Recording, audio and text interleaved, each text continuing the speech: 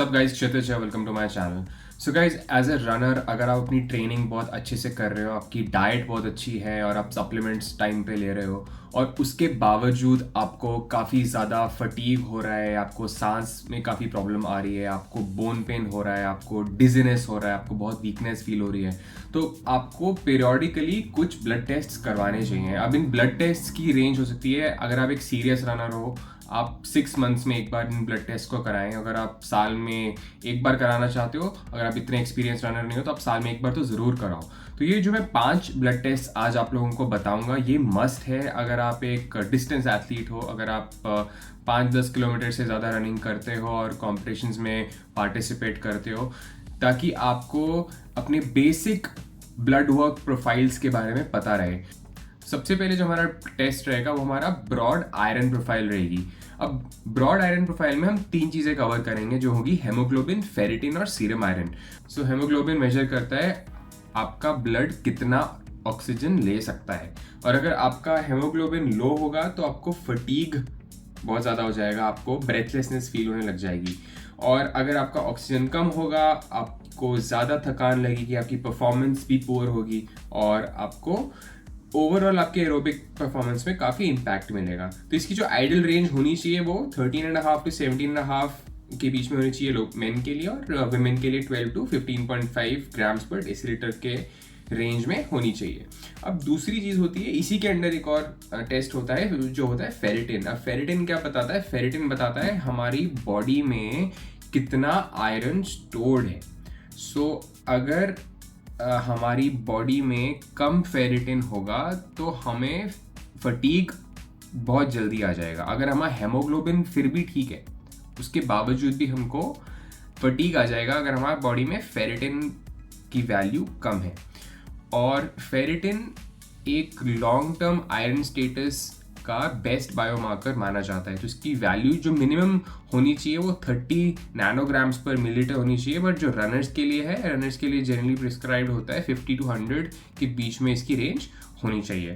और जो इसी टेस्ट का थर्ड सब टेस्ट है वो है serum iron. Serum iron basically आपकी ब्लड में कितना आयरन फ्लो कर रहा है और वो डेली चेंज होता है, वो सीरम आयरन बताता है कि at a given point of time आपका कितना आयरन आपके ब्लड में है। अगर हम इसको फेरिटिन और हेमोग्लोबिन के साथ कंबाइन करें तो ये हमें ये असेस होने में हेल्प करता है कि हमारी बॉडी में आयरन की डेफिशिएंसी है या वो बिल्डअप हो रही है। तो उसके लिए जो सीरम आयरन की रेंज होनी चाहिए 65 to 175 माइक्रोग्राम्स पर डेसीलीटर फॉर मेन और 50 to 170 माइक्रोग्राम्स पर डेसीलीटर फॉर विमेन।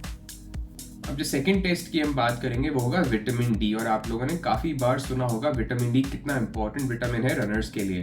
अब विटामिन डी क्या करता है? वो हमारी बोन स्ट्रेंथ, मसल रिपेयर और इम्यून सपोर्ट में हेल्प करता है। और आपको ये कैसे मिल सकता है? आपको ब्रॉड सनलाइट एक्सपोजर से आपको ये ब्रॉड सनलाइट एक्सपोजर से नेचुरली मिल सकता है। पर अगर आपकी बॉडी में विटामिन डी लो होगा तो आपको बोन पेन होने का ज़्यादा चांस है, आपको स्ट्रेस फ्रैक्चर्स और आपको इलनेस काफ़ी ज़्यादा हो सकती है।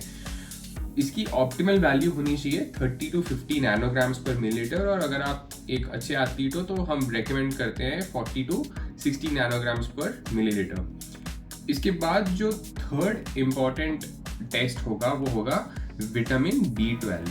अब विटामिन B12 भी एक बहुत इंपॉर्टेंट विटामिन होता है क्योंकि ये रेड ब्लड सेल एनर्जी और नर्व हेल्थ में काफ़ी ज़्यादा आपकी बॉडी में हेल्प करता है। टिपिकली वेजिटेरियंस में थोड़ा सा इसका वैल्यू कम होता है, तो आपको उस हिसाब से अपनी सप्लीमेंटेशन रखनी पड़ेगी। और अगर विटामिन B12 की डेफिशिएंसी होगी तो आपको सेम इफेक्ट्स आने लग जाएंगे, आपको टायर्डनेस लगेगा, आपको डिजीनेस और नमनेस लगेगा, और आपकी मसल कोऑर्डिनेशन उतनी ऑप्टिमल लेवल्स पे नहीं आएगी।